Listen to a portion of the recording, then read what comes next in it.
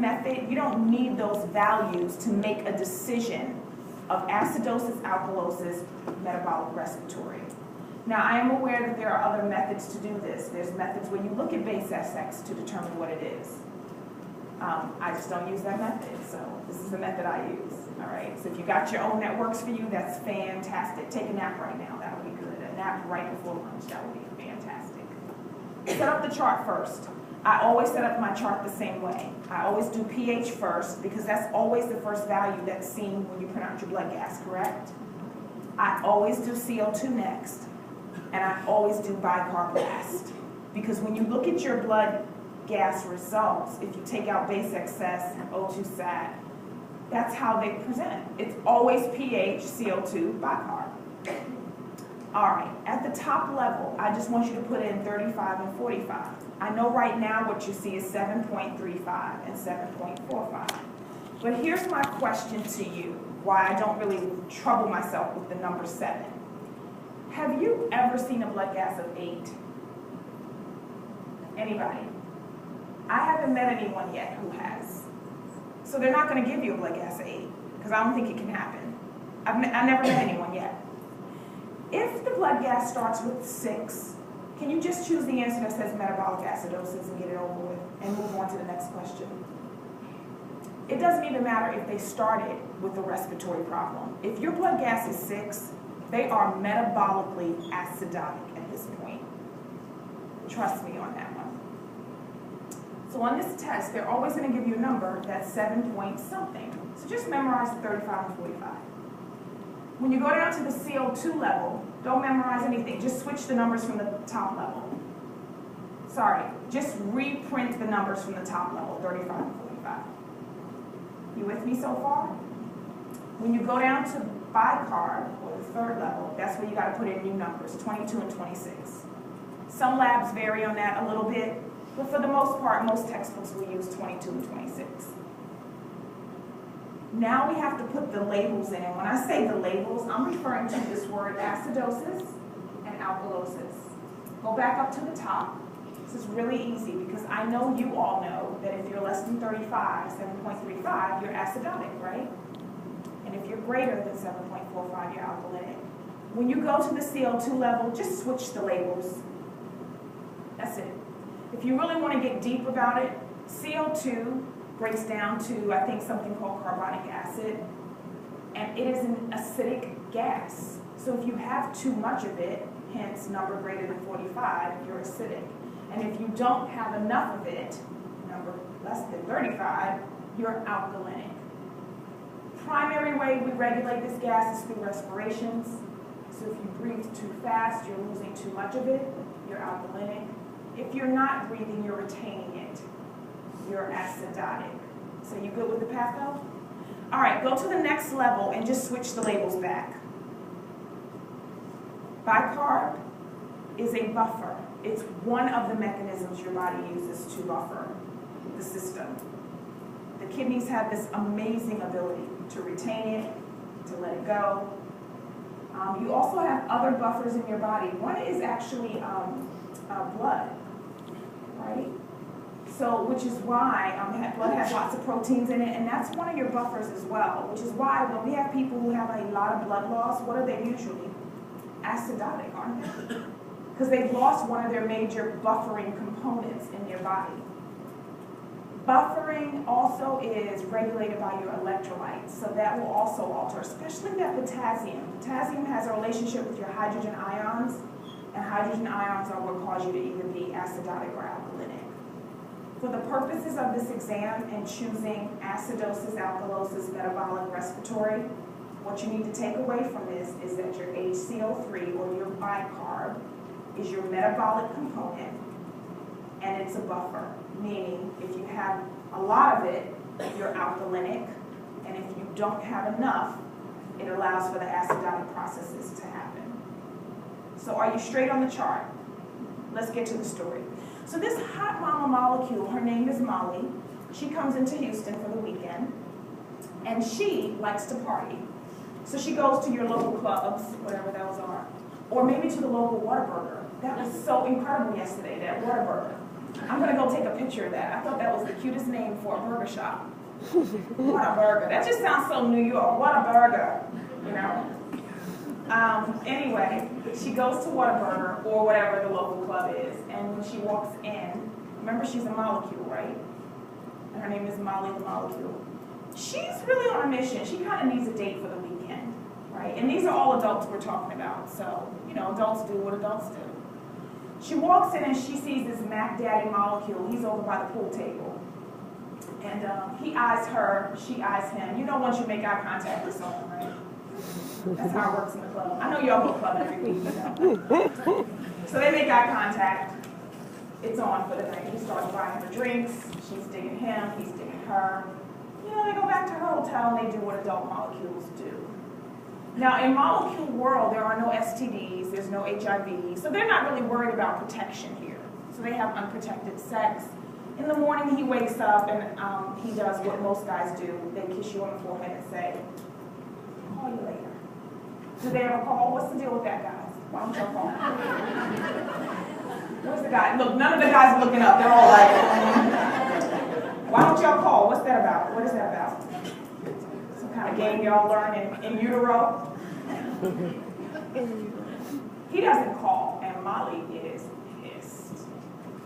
But Molly, being the chick she is, she goes back to the club. Mac Daddy is in there. And she's like, okay, I'm gonna fix you. She's gonna give him the ignoring, you know, how we do ladies. Body language and everything. But what ends up happening is she goes to the bar and she's sitting next to this very nice molecule. He's really just a nice guy. And they just start talking and they end up really liking each other. He's just a good guy. So she takes him back to her hotel room too, and they do what adults do. But he doesn't leave because he's a good guy. He sticks around, and you know what happens on the third day? She actually has a baby. Because in molecule land, you get pregnant and you have babies really quickly. Well, you know what the problem is with this story, right? She doesn't know who's the baby's daddy. So this is, again, my version of Lord Gasparis' story. So she does what every American does when they don't know who their baby's daddy is. She goes on the Maury Povich show.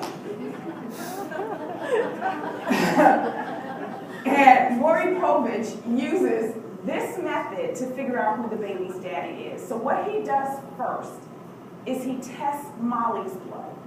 And Molly is the top dog of this story. Molly is the pH. Molly determines the baby's last name. What are the two options? Acidosis or alkalosis. Those are the only two options that Molly's name can be, and that's going to be the last name of the baby. Got it? So he's either acidosis as a last name or alkalosis as a last name. So Maury always tests Molly first. Molly puts up pictures of the baby. Doesn't his arm look just like the baby daddy? I know that's the baby daddy. Then he pulls out these two guys. The Mac Daddy comes out, still with his suede suit on and his hat, because he's a Mac Daddy from the 70s. The Mac Daddy is a CO2. So Maury always tests him first. Because Maury, when he does this, he always goes in order. His producers have said, always go in order. It adds to the excitement of the show. Now, the other guy, the nice guy that stayed around, who says, I don't care if that's my baby or not, I'm still going to take care of it because I love her. I love that baby. Where do they find those people from? Where do they find them? I want one of those guys. Because my baby daddy's still running from paying me $100,000 in child support. To this day, it's 20 years, he's still running. I want that nice guy who will pay, even though it's not his baby. All right, the bicarb is the nice guy. So Maury will also test him. And basically how this works is he looks at the labels, and whichever label matches the last name label, that's who the baby's daddy is. That's it. That's the end of the story. So he tests the Mac Daddy guy, who comes out cursing, I don't know that beep, she's such a beep, that ain't my baby, look at that baby, that don't even look like me. Like, you know, they just, I don't know what they do. And if let's say the CO2 number comes out to 33, and the baby's last name was alkalosis, that's a match. So the CO2 guy is the baby's daddy, because it's a match. Got it? If it doesn't match the last name, if it comes out to 48, but the baby's last name was alkalosis. Now Mari's going to go down and test the nice guy, and he will match. One of them have to. Because remember the goal, these two systems, your respiratory system and your metabolic system, are basically going to do whatever they have to do to keep Molly happy. They are going to adjust themselves to make sure that Molly is perfectly between 7.35 and 7.45, because that's how your cells stay alive and function well. When they have glucose, when they have aerobic metabolism, and when they're not acidotic or alkalinic. So the two systems do whatever they have to do to meet that. All right, so let's just say the blood gas is 7.33, the CO2 is 48, and the bicarb, okay, is 28. What's the baby's last name? Acidosis, right here. We test the CO2 next. CO2 is 48. What's the label? It's a respiratory acidosis. That's the end of the story. But if you want to get fancy, we can go ahead and check the CO3, HCO3, 28. What's the label? Alkalosis. Doesn't match. It was a respiratory acidosis. I told you it was as soon as we looked at it. That's how quick that should happen for you. This kid is retaining CO2, which is making them acidotic. This is an acidic gas. That's how easy this needs to be for you. It shouldn't take you 5 minutes to figure it out. Now, I know you're going to ask me about compensation. So let's add some rules now for compensation. They probably won't ask you a question about compensation, but let's just fix it and get it over with. To be compensated, it means that the two systems, the metabolic and your respiratory, have worked and altered themselves to make the pH normal. So the first thing that has to happen is you have to have a pH that's near normal. It's going to be 7.36, 7.44. And I want you to now put an imaginary number right in the middle at the top. Just put 7.40, because wouldn't that be perfect? Wouldn't 7.40 be perfect? Right? And imagine that when your pH is within the norm, 7.35 to 7.45, but your bicarb and CO2 are abnormal, we're going to use the 7.40 as our gauge. And anything lower than 7.40 was acidosis. Anything greater was alkalosis. The baby has 3 names now. So we do it the same way. We just add a name. What's the first name? Compensated.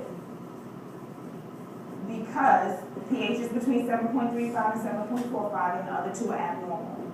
How do we figure out the last name? Using 7.40 as our gauge. So if the pH is 7.36, even though it's normal, it's closer to, so he was acidosis as a last name. Who's that baby's daddy? It's still whichever one. Whichever system altered themselves, not altered, whichever system's label is closest to acidosis is the one that it was. The other system is going to tip the other way to work it out. So let's just say your CO2, the baby hyperventilated. Yeah, hyperventilated, and the CO2 is 33. Does that match? No, the label doesn't match because that's alkalosis. So it doesn't match. The bicarb is going to be 18. Does that match? So it's a metabolic, it's a compensated metabolic acidosis. The respiratory system fixed it by adjusting itself. So when you see this, you know what system caused the problem, and that means the other system fixed it because you're compensated.